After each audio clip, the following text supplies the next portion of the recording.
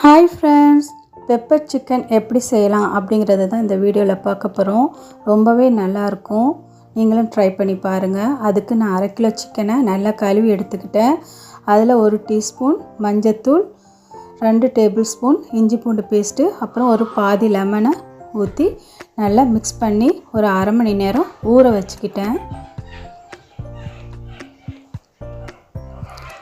இப்போது இதுக்கு தேவையான மசாலாவை பார்த்தலாம். அதுக்கு 1 ஸ்பூன் பெப்பர், 1/2 ஸ்பூன் பெருஞ்சீரகம்,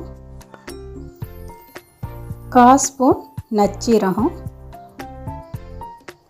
அப்புறம் ஒரு 5 வத்தல். காரம் அதிகமாக வேணும்னா இன்னொரு 3 வத்தல் சேர்த்துக்கோங்க. எனக்கு இந்த காரம் போதும், கரெக்டாக இருந்துச்சு. அப்புறம் ஒரு 5 ஏலக்காய், 3 கிராம்பு, அப்புறம் ஒரு சின்ன துண்டு பட்டை.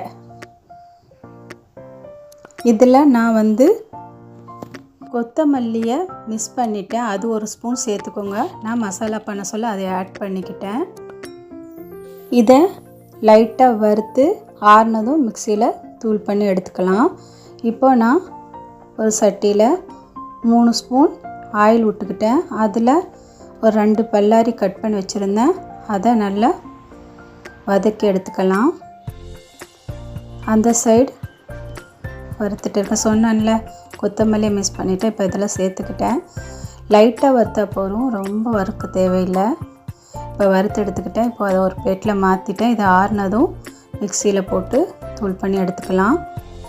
வெங்காயம் நல்லா வதங்கினதும் 1 டேபிள் ஸ்பூன் இஞ்சி பூண்டு பேஸ்ட்டு, 1/2 டீஸ்பூன் மஞ்சத்தூள், 1/2 டீஸ்பூன் வத்தத்தூள் சேர்த்து கருவேப்பிலையும் போட்டு நல்லா மிக்ஸ் பண்ணிவிட்டு நம்ம ரெடி பண்ணி வச்சுருக்கிற சிக்கனையும் அதில் சேர்த்துக்கலாம்.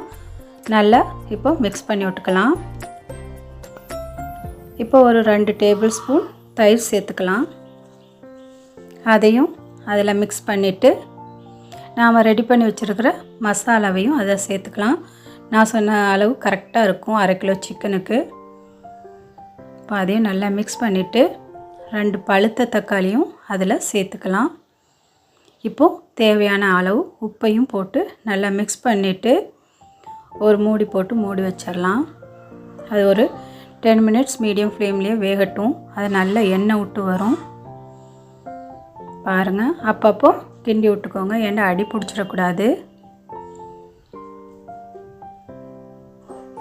இப்போதைக்கு தண்ணி எதுவும் சேர்க்க வேணாம், அது எண்ணெயிலேயே வேகட்டும். சிக்கன் இப்போது வெந்திருக்குதான்னு செக் பண்ணதில் நல்லாவே வெந்துட்டு, சூப்பராக வெந்துட்டு. இந்த டைமில் நம்மளுக்கு கிரேவி தேவைப்பட்டுச்சுன்னா நம்ம தண்ணி சேர்த்துக்கலாம். ஓகேவா? எவ்வளோ கிரேவி வேணுமோ அந்த அளவுக்கு நம்ம தண்ணி சேர்த்துக்கலாம். இது நான் சாதத்துக்கு தான் ரெடி பண்ணுறேன், அதனால் எனக்கு ஆணம் தேவைப்படுது. அதனால் நான் 1 கப் வாட்டர் சேர்த்துக்கிட்டேன். உப்பு எல்லாமே கரெக்டாக இருக்குது. இந்த ஸ்டேஜில் உப்பு காரம்லாம் நீங்கள் பார்த்து அதுக்கேற்ற மாதிரி சேர்த்துக்கோங்க. இந்த ஸ்டேஜில் கொத்தமல்லி தூவிட்டு ஒரு 5 மினிட்ஸ் லோ ஃப்ளேமில் வச்சுட்டு இறக்குனீங்கன்னா சூப்பரான சுவையான பெப்பர் சிக்கன் ரெடி ஆயிடுச்சு. ரொம்பவே நல்லாயிருக்கும். நீங்களும் ட்ரை பண்ணி பாருங்கள். ஒரே மாதிரி சிக்கன் ஆக்கி சாப்பிட்றதுக்கு டிஃப்ரெண்ட்டாக செஞ்சு சாப்பிட்டு பாருங்கள். உண்மையிலே ரொம்ப நல்லாயிருக்கும். இந்த வீடியோ உங்களுக்கு பிடிச்சிருந்துச்சுன்னா மறக்காமல் like and subscribe. Thanks for வாட்சிங்.